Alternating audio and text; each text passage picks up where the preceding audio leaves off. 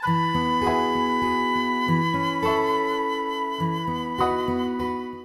Rosario adalah doa untuk menghormati Bunda Maria yang terdiri dari 50 doa Salam Maria. Tapi pada intinya doa ini sebetulnya mengajak kita untuk merenungkan misteri-misteri karya keselamatan Allah di dalam Yesus Kristus. Maka ada peristiwa gembira, peristiwa terang, peristiwa sedih, dan peristiwa mulia.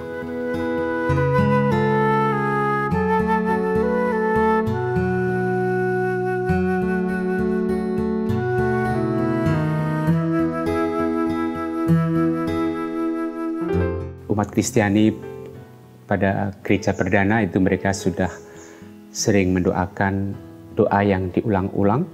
Orang mulai mendoakan doa Salam Maria yang pada waktu itu masih dalam bentuknya yang masih singkat, diambil dari Injil Lukas. Salam Maria penuh rahmat, Tuhan sertamu.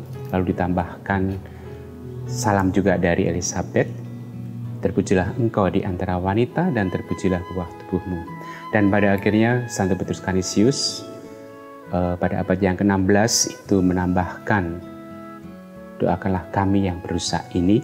Lalu di dalam Konsili di Trento itu juga menambahkan kalimat yang terakhir, doakanlah kami yang berdosa ini sekarang dan waktu kami mati. Amin.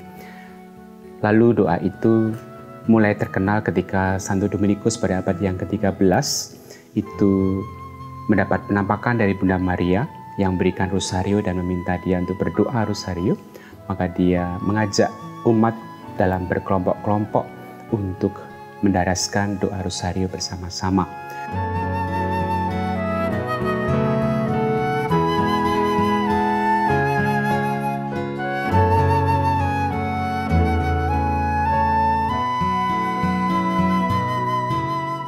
Peristiwa ini tentu berkaitan dengan peristiwa perang di Lepanto pada tahun 1571.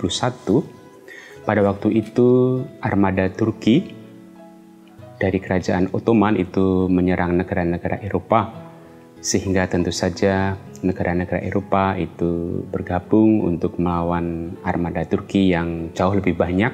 Armada negara-negara Eropa di bawah pimpinan Don Juan dari Austria memimpin armada Eropa untuk melawan armada Turki yang jauh lebih besar jumlahnya. Dia mempunyai devosi kepada Bunda Maria dengan doa rosario, maka dia mengajak seluruh tentara untuk berdoa rosario ketika melawan tentara Turki. Begitu pula Paus Pius yang kelima mendukung armada ini dengan mengajak seluruh umat untuk berdoa rosario pada tanggal 7 Oktober 1571 di Basilika Santa Maria Maggiore di Roma, sehingga seluruh umat juga berdoa demi kemenangan armada negara-negara Eropa ini. Dan pada akhirnya pada tanggal 7 Oktober 1571 tentara Eropa menang, mampu untuk mengalahkan tentara Turki sehingga mereka selamat dari serangan negara Turki. Nah, sejak saat itu lalu Paus Pius yang kelima menetapkan tanggal 7 Oktober sebagai Hari Raya Rosario Suci. Yang kemudian nanti penggantinya Paus Gregorius yang ke-13 itu menetapkan Hari Raya Rosario Suci untuk seluruh gereja.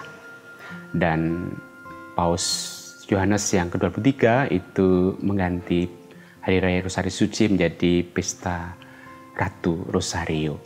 Nah, kemudian dalam seluruh bulan Oktober memang umat juga diajak untuk mendoakan rosario.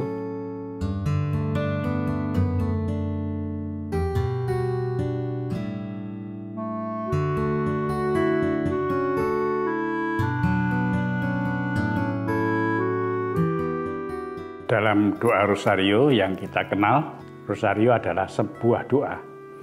Doa itu adalah tanggapan, respon manusia kepada rahmat Tuhan yang sudah mendahului.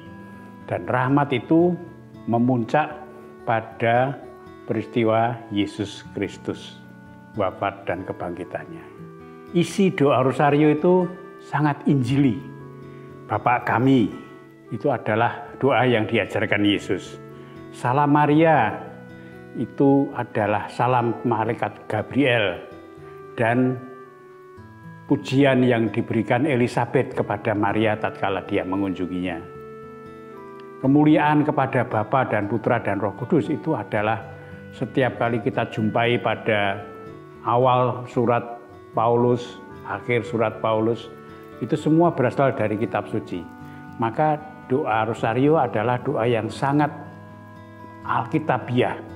Barangkali sangat berguna untuk kita untuk juga kadang-kadang mencoba mendoakan rosario dengan menempatkan diri dari sudut pandang bundanya, Bunda Maria. Kita mengikuti peristiwa-peristiwa Yesus dari sudut pandang ibunya. Ini akan memberi suatu pengalaman rohani yang khas sekali. Bagaimana ibunya menghayati peristiwa Yesus mulai dari saat dia mulai dikandung sampai dengan kebangkitannya. Dari sudut inilah kita merasa mendapatkan teman, orang beriman yang adalah Bunda Yesus sendiri.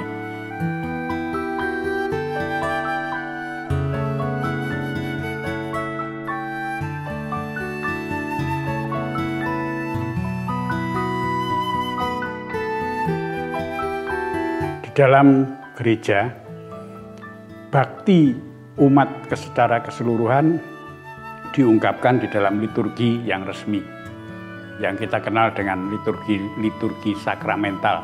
Di situ gereja mengungkapkan diri secara kelihatan, terasa, terdengar sebagai umat yang ditebus oleh Allah. Itu yang resmi. Namun gereja Katolik juga terbuka untuk aneka macam cara umat membaktikan diri, menyatakan baktinya kepada misteri keselamatan.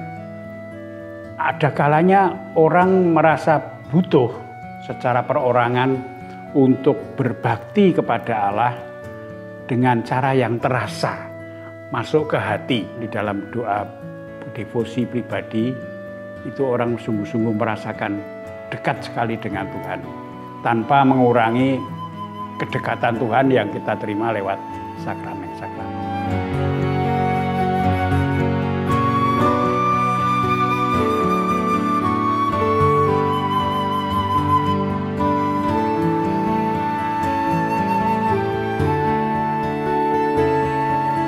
Dalam doa rosario itu terdapat pelaku-pelaku karya keselamatan. Yang pertama adalah Allah Tritunggal Maha Kudus sendiri. Bila umat memahami siapa Allah Tritunggal Maha Kudus itu, yakni Allah yang hidup selalu dalam relasi, memberikan kasih-Nya, hidupnya kepada orang-orang dan ciptaan yang dicintainya, maka umat yang mendoakan rosario akan kemudian meneladan bagaimana Allah itu berelasi. Tokoh lainnya adalah Yesus sendiri. Mulai dari awal dia dikandung sampai kebangkitannya, itu direnungkan. Sehingga ketika berdoa rosario, orang akan merenungkan siapa Yesus, nilai-nilai apa yang diperjuangkan, bagaimana cara memperjuangkannya. Dan itu nanti yang perlu menjadi teladan bagaimana umat yang mendoakan rosario menghidupi hidupnya sendiri. Tokoh yang lain adalah Bunda Maria sendiri. Sejak awal karya keselamatan Allah, yakni ketika Bunda Maria diminta untuk menjadi Ibu Sang Sabda, sampai dengan diangkat ke surga, ia sangat terlibat di dalam kehidupan Yesus dalam melaksanakan karya keselamatannya itu.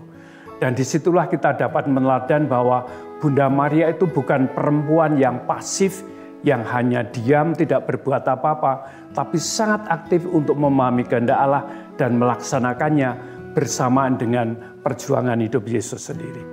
Tokoh lain adalah Santo Yosef, yang dengan sangat diam dan tidak banyak diberitakan, merawat keluarga kudus, mendampingi Yesus agar bisa menjadi seorang pribadi yang dewasa, yang kemudian dapat melaksanakan perutusan yang diberikan oleh Allah itu sendiri.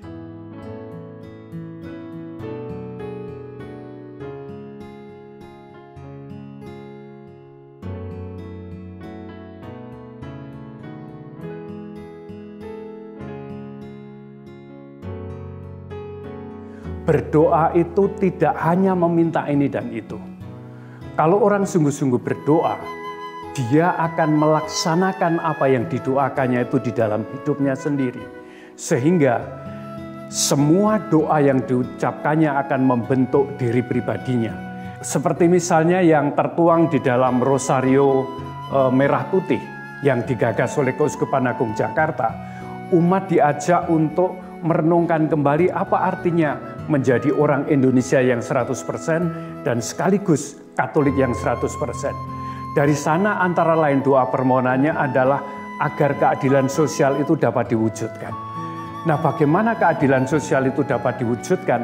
Levelnya bukan hanya pada kehidupan pribadi, tapi sudah pada tatanan masyarakat dengan segala perangkat sosialnya termasuk hukumnya. Sehingga kalau kita memohon supaya keadilan sosial itu dapat diwujudkan, kita dapat mengambil contoh misalnya bagaimana supaya hidup para petani itu bisa lebih makmur dan sejahtera. Atau kalau kita berdoa Rosario Laudato Si, di mana salah satu permohonannya adalah supaya orang tidak hidup dengan budaya membuang, itu berarti ketika kita berdoa, kita betul-betul harus melaksanakan itu, tidak membuang plastik sembarangan, tidak menggunakan styrofoam, tetapi yang paling penting adalah tidak membuang orang-orang yang oleh masyarakat dengan sistem ekonomi neoliberalnya itu dianggap tidak berguna, yakni orang-orang miskin. Selain itu, doa Rosario juga tidak hanya didoakan secara pribadi, tetapi bersama dengan anggota komunitas lainnya, misalnya doa di lingkungan. Nah, yang penting bukan sekedar berdoa bersama, tetapi bagaimana ujub-ujubnya itu adalah yang menyangkut kehidupan-kehidupan bersama. Dan setelah berdoa bagaimana nanti umat lingkungan ini mewujudkan apa yang didoakannya. Nah, dengan cara itu doa Rosario tidak hanya mengembangkan kesalehan devosional, tetapi juga kesalehan sosial, kesadaran untuk terlibat dalam kehidupan sosial.